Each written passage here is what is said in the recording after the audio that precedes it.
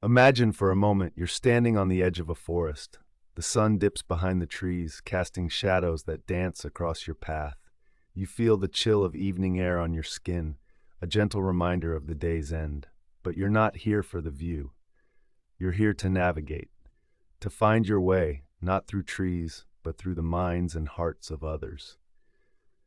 This journey is about influence, and influence, my friend, is a forest all its own.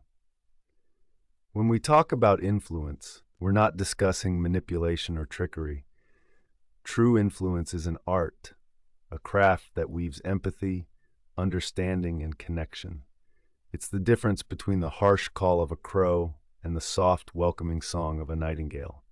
It's the ability to plant a thought in someone's mind, a thought that grows and blossoms into action, belief, or change. But how do we do this? How do we master the art of influence? Let's begin with the roots, the deep psychological principles that anchor this entire forest. Picture a child, wide-eyed and curious. When they learn to walk, they don't analyze every step. They mimic, they imitate, they learn through observation. This is social proof, a powerful tool of influence. We are social creatures, after all. We look to others to guide our actions. If you wish to influence, start by being the change you wish to see. When others see your genuine commitment, they're naturally drawn to follow suit. Now let's consider the path itself, a path paved with reciprocity. Imagine offering a gift, a small token, perhaps a flower or a kind word. This act, this simple gesture, creates a sense of obligation, a psychological pull that says, I've received, therefore I must give back. This isn't about indebtedness, but about creating connections, weaving threads of mutual respect and gratitude. To truly master influence, one must embrace the power of scarcity. Picture a rare flower hidden deep within this forest. Its rarity, its uniqueness, makes it desirable. In the same way, when something is perceived as scarce, its value increases. This principle compels action. To influence, highlight what's unique, what's limited, and watch as others move towards it, driven by the urgency of opportunity. As we walk this mental path, let's pause to feel the rhythm underfoot, a rhythm that beats to the drum of authority. Authority isn't about titles or positions, it's about trust and credibility. It's the wise sage in the forest, whose words carry weight because they are steeped in experience and integrity. To influence, be that sage. Build your credibility, offer your knowledge, and people will follow your lead, not out of obedience, but out of respect. Weaving through this forest of influence, we encounter a clearing, a place of likability.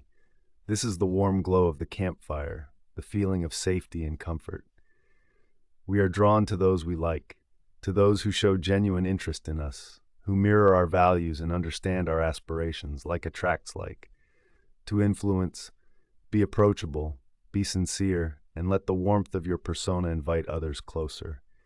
As the night deepens, we reach the heart of the forest, the heart of influence, the power of consistency. This is the steady beat of a drum in the distance, a rhythm that assures and calms. We all have a deep psychological desire to be seen as consistent, to align our actions with our words. Once someone commits to a small step, they're more likely to continue in that direction. To influence, gently guide others toward small commitments, and watch as those commitments build into larger actions.